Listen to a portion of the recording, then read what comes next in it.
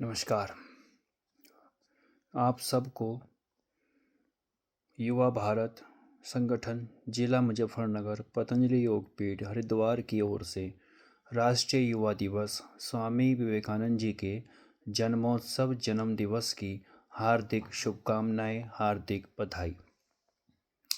आज हम बात करेंगे स्वामी विवेकानंद जी के जीवन परिचय व उनकी जीवनी व उनके जन्मोत्सव और इस राष्ट्र के निर्माण और सुरक्षा और उज्जवल भविष्य के लिए किए गए उनके बलिदान, उनके सार्थक प्रयास, उनके विचार, उनके आदर्श, उनका जीवन और उनके द्वारा किया गया स्ट्रगल और संघर्ष और उसकी और वह अंतर्राष्ट्रीय मंच यूएनओ संयुक्त राष्ट्र संघ में उनके द्वारा दिए गए ऐतिहासिक भाषण, ऐतिहासिक संबोधन, जिसमें एक गुलाम पराधीन भारत में उन्होंने एक नए जीवन व नई चेतना का भारतवर्ष के सोए हुए हृदय व सोए हुए समाज व सोई हुई चेतना में एक नई स्फूर्ति, स्पंदन, उज्ज्वलता, उज्ज्वल भविष्य व उज्ज्वलता और एक उज्ज्वल चेतना का संचार किया था। ये पुस्तक है एक स्वामी विवेकानंद जी के द्वारा लिखी गई हिंदू धर्म हमारा जन्म प्राप्त धर्म। इस पुस्तक के बारे में आज हम चर्चा करेंगे और ये जानेंगे कि इस पुस्तक के माध्यम से भारतवर्ष के प्रत्येक युवा व प्रत्येक जिम्मेदार व रिस्पॉन्सिबल सिटीजन व नागरिक के लिए दिए गए उनके जीवन मार्ग दर्शन व जीवन पथ व उनके द्वारा दिए गए विचार व उनसे वे एक दी गई प्रेरणा व मार्ग और उसके द्वारा भारत के उज्जवल भविष्य की एक की गई परिकल्पना। आइए अध्ययन करते हैं।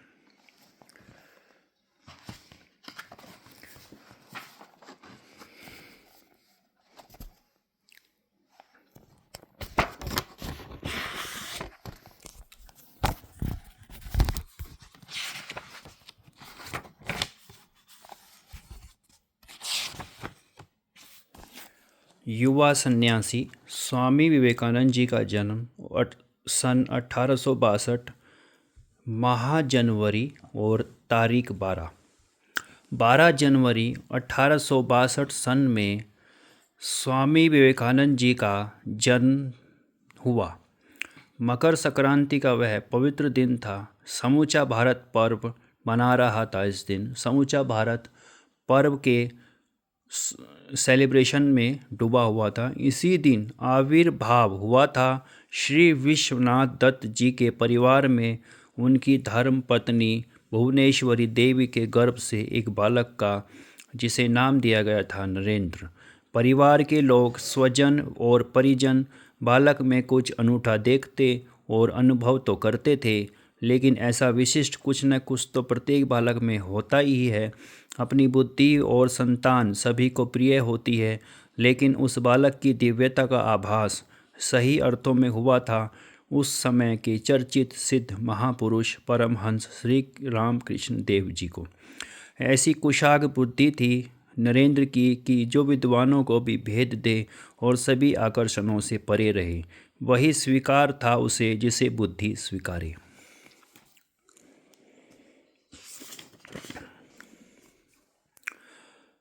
किशोर अवस्था को लांघ चुका था नरेंद्र अपने मित्र के साथ मिला था। एक पारिवारिक सत्संग में इस विलक्षण महापुरुष से गाता अच्छा था, इसलिए भजन सुनाया था उसने। रामकृष्ण देव सुनकर भावविभोर हो गए। एक दिन जब नरेंद्र उनसे मिलने पहुंचा तो वे बोल पड़े, कहाँ तारे, तेरी ही तो प्रतीक्षा कर रहा था, बहुत इंतजार करवाया तूने। श्री रामकृष्ण जी देव जी के वाक्य उस समय नरेंद्र जी को समझ नहीं आए। उसने समझा भावातिरेक है उनका। लोग जो उन्हें पगला कहते थे।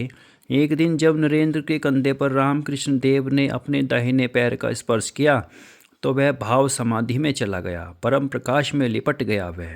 वहाँ अलौकिक शांति थी। समय भी रुक सा गया था उस क्षण। जब होश आया तो देखा, समझ न पाए उस दशा को।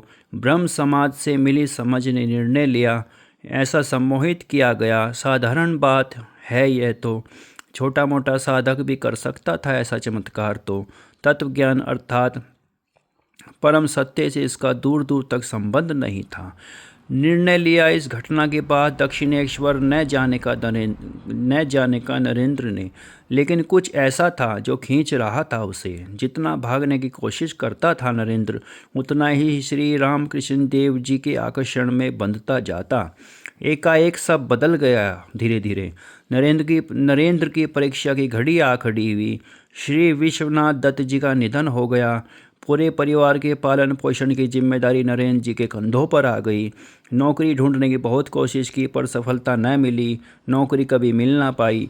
मन हार गया, थक गए, विफल हो गए, निराश हो गए। माँ ने बहुत धीरज दिया, संभल के रह रे बालक। फिर भी परस्पर बहुत प्रेम था दत्त परिवार के सदस्यों में। एकांत में बैठे नरेंद्र का मन दक्षिणेश्वर की ओर भागने लगा। क्यों हो रहा था रे ऐसा, उसकी समझ से परे था। अनचाहे पहुंच गया दक्षिणेश्वर एक दिन। श्री रामकृष्ण देव जी ने कहा, जानता हूँ सब कुछ, सब बता दिया है मुझे। माँ से मांग ले जाकर, जो मांगेगा देगी वही सब। हिम्मत नहीं पड़ी तो आज तक तो मांगा नहीं था, डांट पड़ी। मांगा नहीं है तो आता क्यों है फिर। उठ खड़ा हुआ नरेंद्र, गया माँ काली की मूर्ति के सामने। मांगा नहीं गया तो जो सोचकर गया था वहाँ। नश्वर वस्तुओं को क्या मांगता भला, क्या मांगना भला। 2 बार बाहर आया बिना मांगे। फिर हिम्मत करके मांगा बुद्धि और विवेक, ज्ञान और वैराग्य। इस पुस्तक का सार स्वामी विवेकानंद जी के विचारों का सार, उनकी पूरी शिक्षा का सार, उनके पूरे आदर्श का सार, उनके पूरे भविष्य और भविष्य की सभी पवित्र कल्पनाओं का सार, भारत के लिए गढ़ी गई उनकी कल्पनाओं का सार, भारत के लिए गढ़े गए उनके भविष्य का सार, भारत के और इस आर्यव्रत की भूमि के लिए, और वैदिक पद्धति, वेदांत, उपनिषद, वेद, सभी शास्त्रों और भारत की अमर पवित्र साहित्य, भारत के सबसे वैज्ञानिक, सबसे सटीक, सबसे बौद्धिक, सबसे सुदृढ़, सबसे सटीक बौद्धिक साहित्य ज्ञान परंपरा, और उसके लिए उनके गढ़े गए ज्ञान का सार, यही है बुद्धि और विवेक, ज्ञान और वैराग्य। इन्हीं 4 शब्दों में इस पूरी पुस्तक का सार समाया हुआ है, जो माँ काली जी से नरेंद्र और फिर जो बने बाद में स्वामी विवेकानंद जी ने जो मांगा था, बुद्धि और विवेक, ज्ञान और वैराग्य। क्यों नहीं मांगता जो चाहिए। जब रामकृष्ण देव जी ने पूछा तो हर्षु वर्षा ने सब कुछ कह दिया। रामकृष्ण देव को समझते देर नहीं लगी, उन्हें सुपात्र मिल गया था। उन्होंने नरेंद्र को हृदय से लगा लिया। जा, माँ सब जानती है, वह जानती है कि किसको क्या चाहिए, वह जानती है कि किससे क्या करवाना है। जा तू। श्री रामकृष्ण जी के होठों से धीमे धीमे ये शब्द निकल रहे थे, आशीर्वाद देकर भविष्य की ओर संकेत कर रहे थे। मानो ठाकुर नरेंद्र वापस घर आ गया। निर्भर हो गया था उसका मन। एक स्कूल में नौकरी मिल गई थी, घर का काम ठीक चलने लगा, आवश्यकताओं की पूर्ति होने लगी। स्कूल से आने के बाद खाली समय में अनुवाद का कार्य भी कर लेता था वह। किसी से सूचना मिली कि रामकृष्ण देव को गले का कैंसर हो गया है। कैंसर के दर्द को नरेंद्र का मन महसूस करता, लेकिन नौकरी करते हुए सेवा कर पाना मुश्किल था और घर कोई सही जवाब नहीं था। लेकिन मन के किसी कोने से कोई सांत्वना दे रहा था। योगक्षेम वहामह्यम, निश्चित हो जा, मैं वहन करूँगा तेरे हित और अहित को। और नरेंद्र ने निश्चय कर लिया गुरु चरणों में जाने का।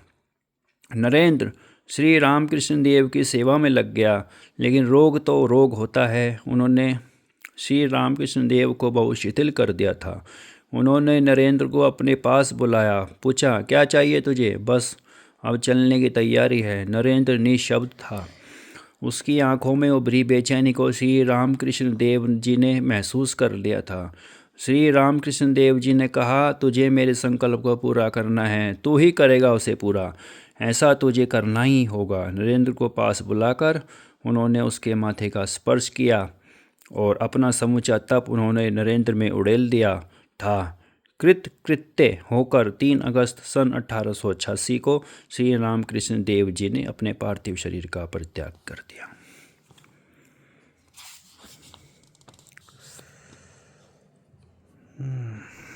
और अपने देश की सेवा करते हुए नरेंद्र ने मानवता की सेवा का संकल्प ले लिया। नर सेवा ही नारायण सेवा। अब नरेंद्र बन गया था स्वामी विवेकानंद। अपने देश की सेवा करने के लिए यह आवश्यकता कि संपूर्ण भारत को समीप से देखा जाए। इसलिए परिव्राजक के वेश में स्वामी विवेकानंद चल दिए देश भ्रमण को। मार्ग में मिलने वाले विद्वानों और संत महापुरुषों से वे अपनी शंकाओं का समाधान प्राप्त करते।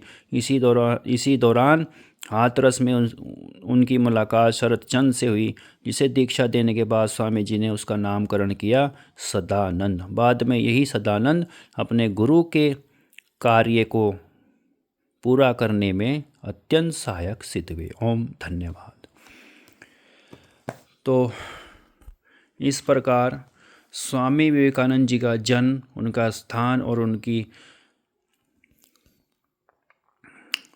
श्री रामकृष्ण देव जी जिन्हें हम श्री रामकृष्ण परमहंस जी के नाम से जानते हैं, उनके साथ कैसे संबंध हुआ और कैसे उन्होंने अपनी पूरी शिक्षा नरेंद्र जी में